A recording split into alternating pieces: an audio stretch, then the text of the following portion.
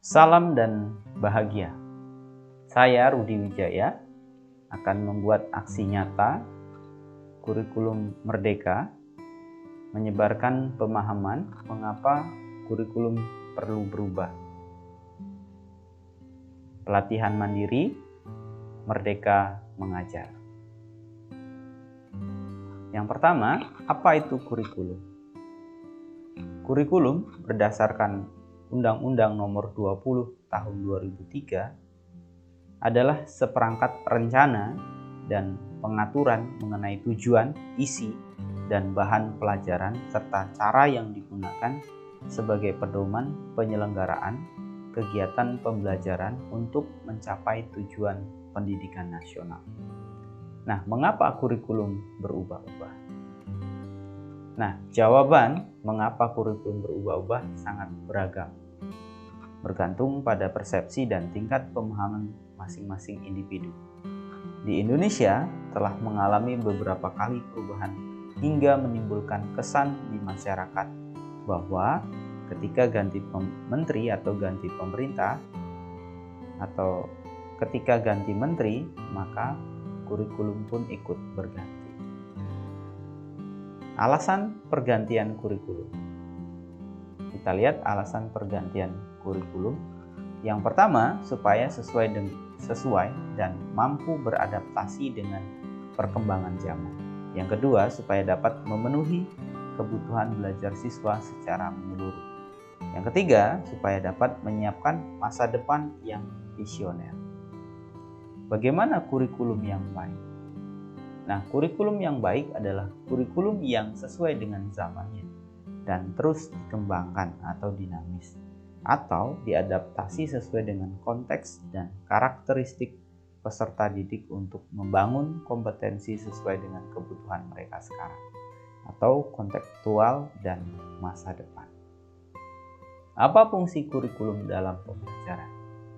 Bagi guru atau tenaga pendidik, kurikulum memiliki fungsi sebagai acuan dalam menerapkan kegiatan belajar mengajar. Dengan kata lain, kurikulum dijadikan sebagai pedoman kerja bagi guru dalam mengajar siswa dan mencapai tujuan pembelajaran. Bagi siswa atau peserta didik, fungsi kurikulum adalah sebagai sarana untuk mengukur kemampuan diri atau kompetensi. Apa itu kurikulum merdeka? Nah, kurikulum merdeka adalah kurikulum dengan pembelajaran intrakurikuler yang beragam, di mana konten akan lebih optimal agar peserta didik memiliki cukup waktu untuk mendalami konsep dan menguatkan kompetensi. Guru memiliki keleluasaan untuk memilih berbagai perangkat ajar sehingga pembelajaran dapat disesuaikan dengan kebutuhan belajar dan minat peserta didik. Nah, di kurikulum merdeka ada project. Nah, project ini untuk menguatkan pencapaian profil pelajar Pancasila dikembangkan berdasarkan tema tertentu yang ditetapkan oleh pemerintah. Project tidak diarahkan untuk mencapai target capaian pembelajaran tertentu sehingga tidak terikat pada konten mata pelajaran. Nah, bagaimana karakteristik kurikulum merdeka? Yang pertama, pembelajaran berbasis project melalui proyek penguatan profil pelajar Pancasila atau P5. Yang kedua, fokus pada materi esensial sehingga memiliki waktu cukup untuk mendalami kompetensi dasar melalui literasi dan numerasi. Yang ketiga, fleksibilitas dalam pembelajaran dengan menyesuaikan kemampuan siswa serta konteks dan muatan lokal. Nah, apa keunggulan kurikulum merdeka? Yang pertama, lebih sederhana dan mendalam. Fokus pada materi yang esensial dan pengembangan kompetensi peserta didik pada fasenya. Belajar menjadi lebih mendalam, bermakna, tidak terburu-buru dan menyenangkan. Yang kedua, lebih merdeka. Peserta didik tidak ada program peminatan di jenjang SMA. Peserta didik memilih mata pelajaran sesuai minat, bakat, dan apresiasi. Guru mengajar sesuai tahapan capaian dan perkembangan peserta didik. Sekolah memiliki wewenang untuk mengembangkan dan mengelola kurikulum dan pembelajaran sesuai dengan karakteristik satuan pendidikan dan peserta didik. Yang ketiga, lebih relevan dan interaktif. Pembelajaran melalui kegiatan proyek memberikan kesempatan lebih luas kepada peserta didik untuk secara aktif mengeksplorasi isu-isu aktual, misalnya isu lingkungan, kesehatan, dan lainnya untuk mendukung pengembangan karakter dan kompetensi profil pelajar Pancasila.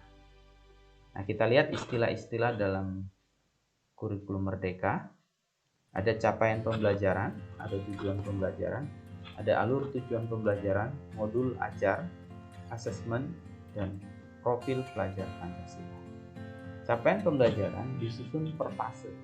Capaian pembelajaran dinyatakan dalam paragraf yang merangkai pengetahuan, sikap, dan keterampilan untuk mencapai, menguatkan, dan meningkatkan kompetensi yang terdiri dari fase pondasi prasekolah, taman kanak-kanak, fase A kelas 1 dan 2 sekolah dasar atau MI, fase B kelas 3 dan 4 sekolah dasar atau MI, fase C kelas 5 dan 6 sekolah dasar atau MI, fase D kelas 7, 8 dan 9 SMP atau MT, fase E kelas 10 SMA, SMK atau MA, fase F kelas 11 dan 12 SMA, SMK atau MA.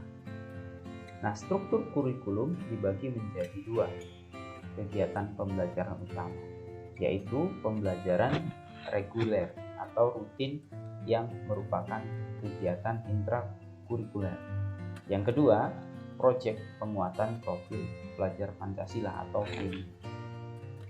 Nah, kita lihat penjabaran dari profil pelajar Pancasila. Yang pertama, beriman bertakwa kepada Tuhan Yang Maha Esa dan berakhlak mulia. Di sini pelajar yang berakhlak dalam hubungannya dengan Tuhan Yang Maha Esa, memahami ajaran agama dan menerapkan dalam kehidupannya sehari-hari. Yang kedua, berkebinekaan global. Pelajar dituntut mampu mempertahankan budaya luhur, lokalitas, dan identitasnya, dan tetap berpikiran terbuka dalam berintegrasi terhadap budaya lain. Yang ketiga, mandiri. Pelajar yang bertanggung jawab atau atas proses dan hasil belajar. Yang keempat, bernalar kritis. Pelajar yang bernalar kritis mampu secara objektif memproses informasi baik kualitatif maupun kuantitatif. Yang kelima, bergotong royong. Jadi pelajar yang memiliki kemampuan untuk melakukan kegiatan bersama-sama dengan sukarela. Yang terakhir, keenam, kreatif. Jadi pelajar dituntut untuk kreatif, mampu memodifikasi dan menghasilkan sesuatu yang orisinil, bermakna, bermanfaat, dan bermanfaat. Demikian video kali ini. Salam dan bahagia. Semoga video ini bermanfaat. Terima kasih.